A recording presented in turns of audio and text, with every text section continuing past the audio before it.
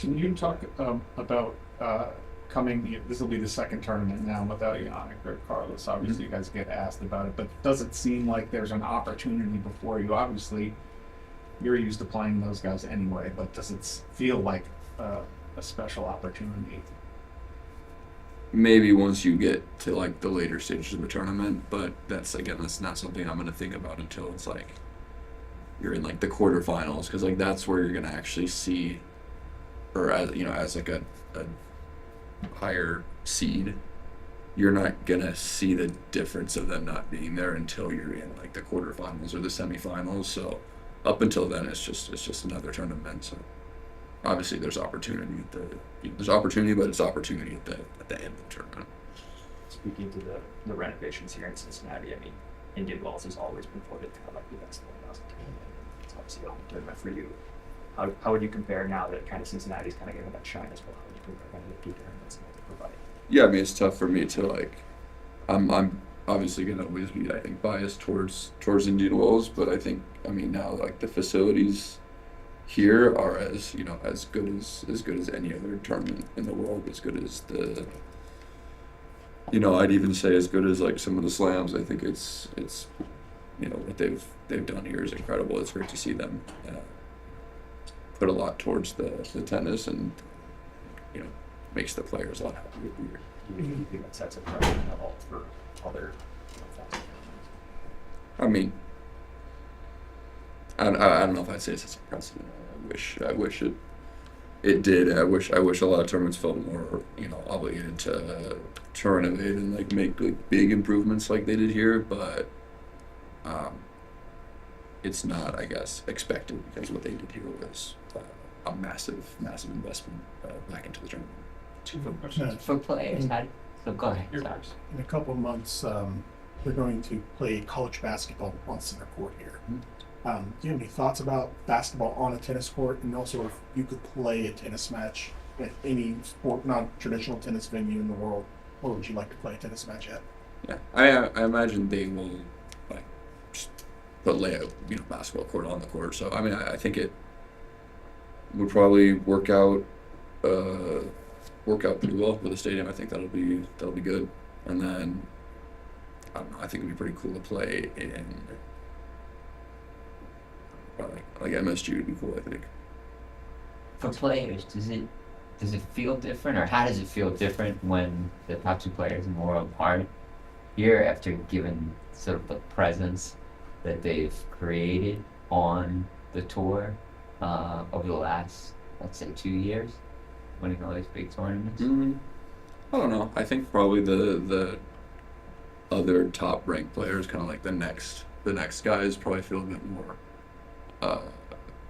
pressure to like take a title, more opportunity. But like I said, for me, I don't notice any kind of a difference until I would only notice a difference like once I'm in like the quarters or the semis, and it'll come time to like play one of those guys, and I'd have someone that's not willing to play. I wondered if you had a chance to see any of Rafa's Netflix doc at all.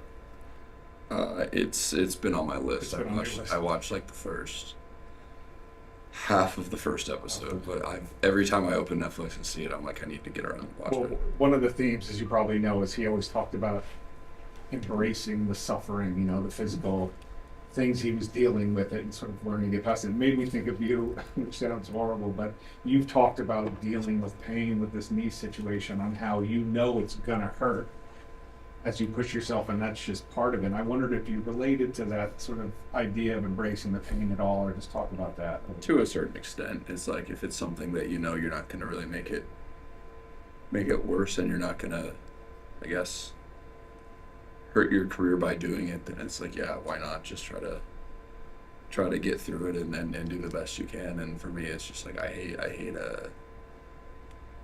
like giving up and quitting, and maybe it's not necessarily quitting, it's not a good word for it, because it's probably the smart thing to do if you're hurt, to stop sometimes, but it's hard for me to not feel like it's quitting. And is that part of the prognosis? Is they're telling you, hey, it's going to hurt, that's part of what you're going to deal with, or not necessarily? I mean, it maybe like earlier in the year, like, yeah, like, it's gonna sometimes feel worse than others. That doesn't necessarily mean that I'm making it worse. It's just gonna be more like irritable at times, and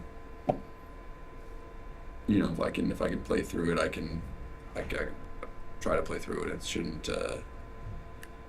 I don't know. I was just told like, yeah, it can happen, and it's not gonna make it worse. There's no need to. If I feel like I can push through it, then there's no need to pull out. Gotcha.